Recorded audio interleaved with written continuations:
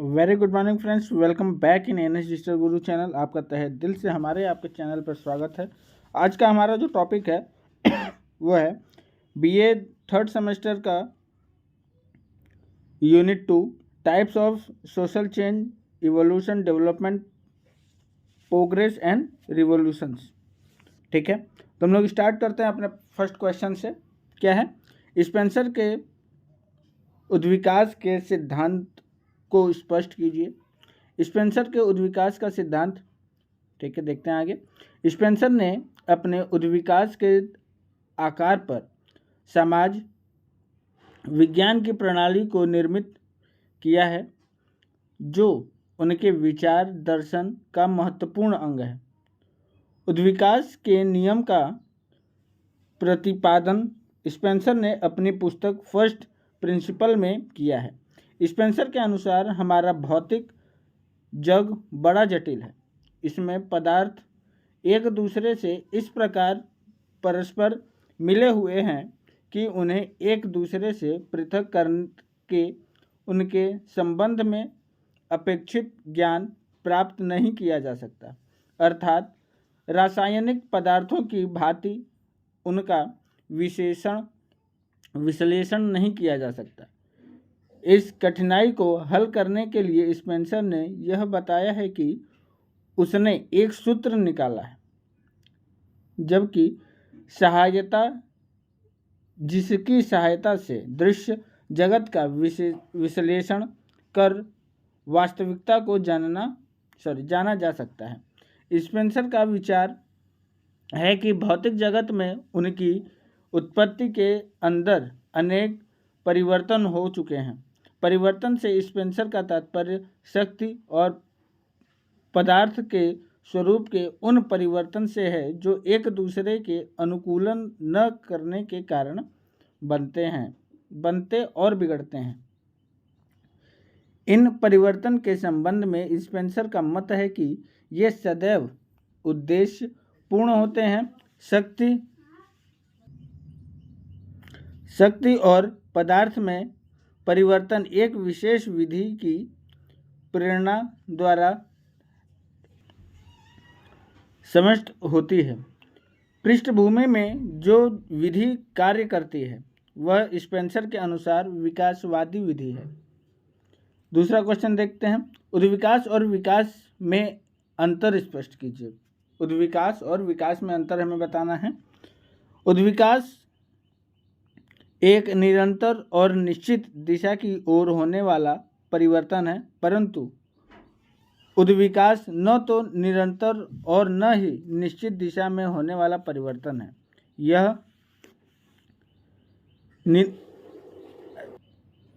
होने वाली प्रक्रिया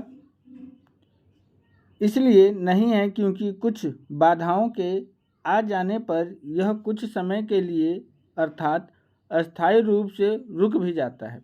दूसरा, उद्विकास एक स्वतः होने वाली प्रक्रिया है तथा सरलता से किसी कारक द्वारा प्रभावित नहीं होती, परंतु विकास को कई आंतरिक और बाहरी कारक प्रभावित करते रहते हैं। उद्विकास निश्चित स्तरों में होने वाला परिवर्तन है, परंतु विकास के कोई निश्चित स्तर नहीं होते। उद्विकास एक तटस्थ और सामान्य प्रक्रिया है, परंतु विकास आदर्शात्मक प्रक्रिया है। तीसरा देखते हैं। सामाजिक प्रगति की अवधारणा को स्पष्ट कीजिए। प्रगति सामाजिक परिवर्तन का ही एक अंग है। प्रगति क्या है? सामाजिक परिवर्तन का ही एक अंग है। बिना परिवर्तन के प्रगति संभव नहीं है। अंतर केवल इतना है कि परिवर्तन किसी भी दिशा की ओर हो सकता है, लेकिन प्रगति के लिए आवश्यक है कि ऐच्छिक दिशा की ओर हो। इसलिए समाज के किसी क्षेत्र में लक्ष्य प्राप्ति की ओर अग्रसर होने का ही दूसरा नाम प्रगति है। इस दृष्टि से प्रगति सामाजिक योजन का पर्यायवाची रूप है। ठीक है, प्रगति क्या है, सामाजिक योजना का पर्यायवाची रूप भी है। नियोजन के अंतर्गत वर्तमान परिस्थितियों को इच्छित दिशा की ओर बदला जाता है। कूले के अनुसार प्रगति में समाज की सृजनात्मक शक्ति निहित होती है। यह सृजनात्मक शक्ति व्यक्ति और समाज को अभिव्यक्तिकरण का साधन प्रदान करते हैं। इस सृजन शक्ति की अभिव्यक्ति विचार तथा संस्थाओं में नवीन रूपों द्वारा होती है। अतएव सामाजिक शक्तियाँ जब सृजनात्मक दिशा की ओर बढ़ती हैं तो समाज की प्रगति होती है। ठीक है, चौथा देखते हैं, सामाजिक विकास और सामाजिक प्रगति में अंतर। ठीक है, विकास और प्रगति में अंतर बताना है। विकास तथा प्रगति में अंतर। विकास तथा प्रगति की अवधारणा एक दूसरे के बहुत समान प्रतीत होने के बाद भी वास्तव में एक दूसरे से अत्यधिक भिन्न है। इस तथ्य को विकास और प्रगति के पारंपरिक अंतर को देखकर समझा जा सकता है। आगे देखते हैं, विकास क्या है। विकास का संबंध मुख्यतः आर्थिक साधनों तथा प्रौद्योगिकी में होने वाले वृद्धि से है।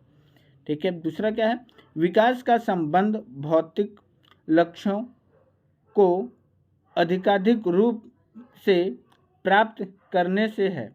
तीसरा, विकास की अवधारणा सार्वभौमिक है। इसका तात्पर्य है कि सभी समाजों के लिए विकास का कार्य समान होता है तथा विकास की कसौटी से भी समान होती है। ठीक है, चौथा, विकास की दशा में प्रकृति पर मनुष्य की निर्भरता निरंतर कम होती जाती है। तुलनात्मक रूप से विकास का क्षेत्र प्रगति से सीमित है। प्रगति क्या है, अब देखते हैं क्या है। प्रगति का तात्पर्य किसी भी उस परिवर्तन से है जो समाज द्वारा मान्यता प्राप्त दिशा की ओर हो। ठीक है, यानी जिस दिशा में समाज अनुमति दे उस दिशा में यदि कोई परिवर्तन होता है तो उसको प्रगति कहते हैं। ठीक है, प्रगति का तात्पर्य संबंध उन लक्ष्यों से होता है जो अपनी प्रगति से नैतिक तथा मूल्यगत होता है। तीसरा, प्रगति की अवधारणा इस अर्थ से में तुलनात्मक है कि एक समाज के लिए जो परिवर्तन प्रगति है वही दूसरे समाज के लिए प्रगति होना आवश्यक नहीं होती। चौथा, प्रगति की दिशा में मानव की प्रगति पर निर्भरता कम होना सदैव आवश्यक नहीं होता। पांचवा, प्रगति की अवधारणा इसलिए व्यापक है कि इसमें विकास से संबंधित परिवर्तनों का भी समावेश हो सकता है। पांचवा क्वेश्चन क्या है हमारा, क्रांति की मुख्य विशेषताएं लिखिए। अब देखिए, क्रांति आप जानते होंगे, हम लोग इधर देखते हैं मोटे मोटा क्या होता है क्रांति। सामाजिक क्रांति की निम्नलिखित विशेषताएं हैं, देखते हैं आगे कौन कौन सी है। क्रांति सामाजिक परिवर्तन का एक ढंग या प्रकार है। यह एक ऐसा परिवर्तन है जो निरंतर नहीं होता वरना आकस्मिक रूप से घटित होती है।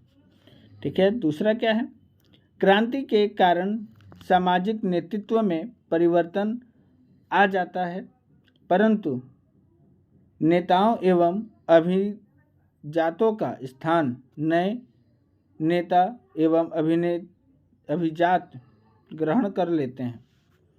तीसरा, क्रांति का क्षेत्र व्यापक है। यह सामाजिक, धार्मिक, राजनीतिक, आर्थिक एवं सांस्कृतिक आदि किसी भी क्षेत्र में घटित हो सकती है।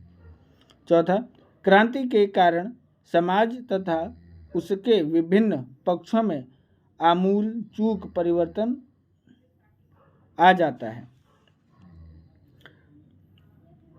पांचवा क्या है, क्रांति के परिणाम अप्रत्याशित होते हैं। किसी भी क्रांति के परिणामों के बारे में निश्चित रूप से यह नहीं कहा जा सकता है कि उसके केवल अमूल परिणाम ही होंगे, यानी केवल सही या गलत। दोनों में से कोई भी हम लोग पहले नहीं बता सकते क्या परिणाम होंगे। ठीक है। छठवां क्या है? क्रांति लाभदायक भी हो सकती है। छठवां देखते हैं।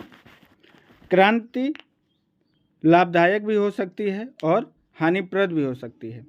क्रांति के कारण कुछ पक्षों को लाभ होता है तो कुछ पक्षों को हानि होती है। सातवां क्या है? क्रांति से कई बार हिंसा का बोध होता है, किंतु क्रांति के कारण हिंसा होगी ही यह आवश्यक नहीं है। ठीक है। कई बार हिंसा के द्वारा सत्ता परिवर्तन कर क्रांति लाई जाती है, तो कई बार प्रजातंत्र में मत यानी वोट के आधार पर ही अहिंसात्मक तरीकों से सत्ता परिवर्तन कर क्रांति लाई जाती है। ठीक है। छठवां क्वेश्चन क्या है? क्रांति और उद्विकासीन में अंतर स्पष्ट करना है। ठीक है। क्रांति क्या होती है और उद्विकासीन क्या होती है, दोनों हम लोग पढ़ चुके हैं। हम लोग यहाँ पे उन दोनों में अंतर देखते हैं।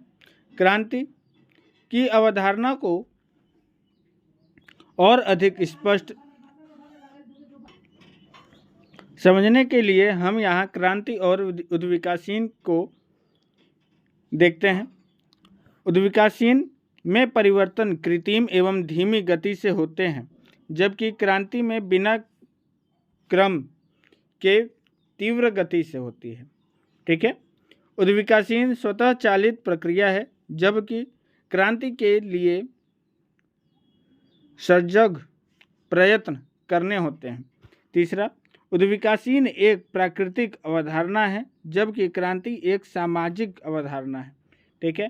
क्रांति में पुरानी व्यवस्था के स्थान पर नवीन व्यवस्था की स्थापना की जाती है, जबकि उद्विकासीन में उसी व्यवस्था या सावयव की परिवर्तन आता है। ठीक है। उद्विकासीन में परिवर्तन की दिशा निश्चित होती है, जबकि क्रांति की दिशा निश्चित नहीं होती है। छठवां क्या है? क्रांति का कोई न कोई पूर्व निर्धारित लक्ष्य होता है, जबकि उद्विकासीन का कोई पूर्व निश्चित लक्ष्य नहीं होता। सातवां क्या है?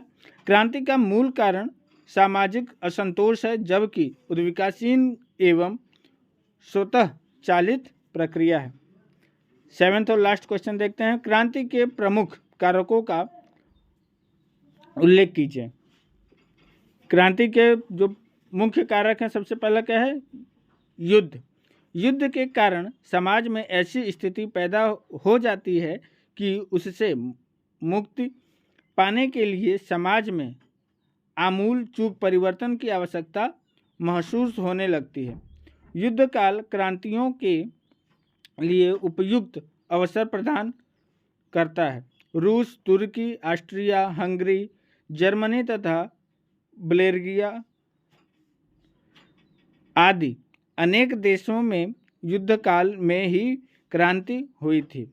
दूसरा क्या होता है? जनसंख्या।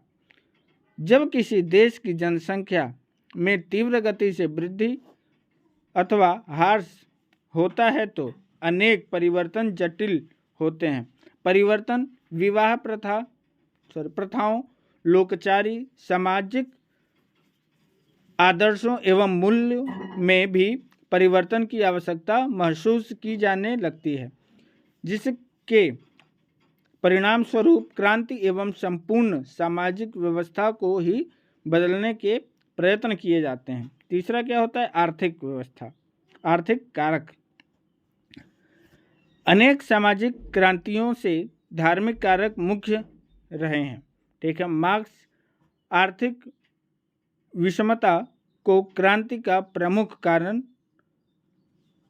मानते हैं। वे कहते हैं कि समाज में प्रमुख रूप से दो वर्ग पाए जाते हैं, पूंजीपति एवं श्रमिक वर्ग। इन दोनों के बीच गहरी आर्थिक खाई होती है। पूंजीपति श्रमिक वर्ग के आर्थिक शोषण पर ही पनपता है।